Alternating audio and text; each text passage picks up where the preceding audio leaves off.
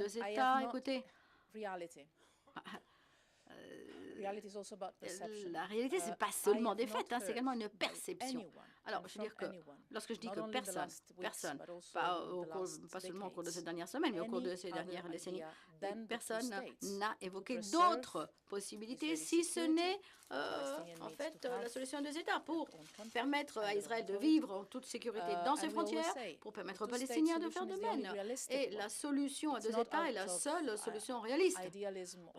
C'est pas parce que nous sommes des idéalistes ou parce que nous aimons les idées d'antan.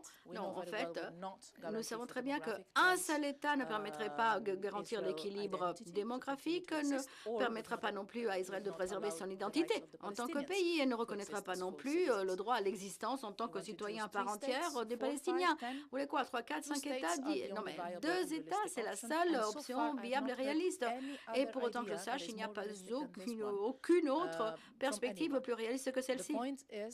La question qui se pose maintenant, comme j'ai déjà dit, un État, Israël reconnu avec Jérusalem, avec les frontières de 67, avec un État palestinien, avec Jérusalem comme capitale, toujours naturellement dans leur pleine reconnaissance des frontières de 67. C'est la seule option viable. Si d'autres ont d'autres idées, bon, pour l'instant, moi, j'en ai pas pris connaissance. Voilà, ça, c'est la position très claire de l'Union européenne. Et je voudrais, je ne l'ai pas dit jusqu'à présent, mais surtout après ce qui a été dit par les ministres, eh bien, le Premier ministre, je sais que le Premier ministre Netanyahou a dit à maintes reprises qu'il s'attend à ce que d'autres pays suivent l'annonce des États-Unis, donc de transférer l'ambassade à Jérusalem. Eh bien, je suis désolée, mais ça concernera peut-être d'autres pays, mais pas les pays de l'Union européenne, parce que ça ne se fera pas. Nous sommes vraiment tout à fait décidés à continuer à travailler pour une solution à 2 États. Et pour cela, il faut en débattre aujourd'hui avec le Premier ministre israélien, mais probablement en janvier avec le président Mahmoud Abbas.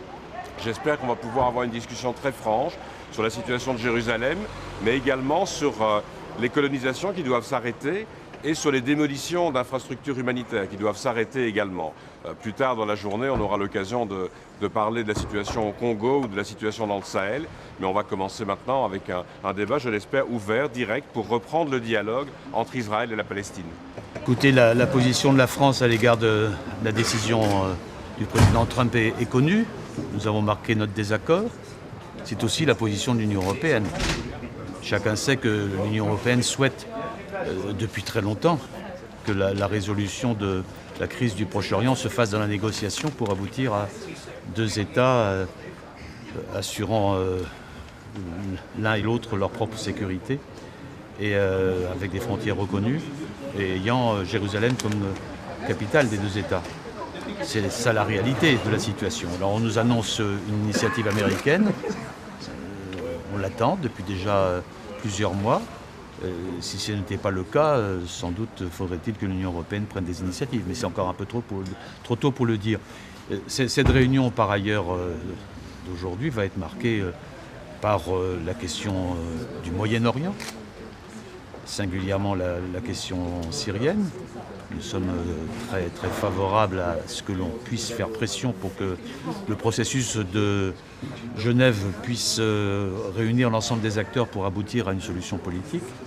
Ce sera aussi pour moi l'occasion de parler du Liban, puisque s'est réunie à Paris vendredi une conférence sur le Liban qui a permis d'avoir une position très forte de soutien à l'intégrité, la souveraineté du Liban et de faire en sorte que les moyens pour aider le Liban à garantir cette souveraineté puissent être embrayés et engagés à la fois dans le domaine humanitaire, dans le domaine économique et dans le domaine sécuritaire. Ce sera l'occasion de refaire le point et de la place de l'Union européenne dans ce dispositif.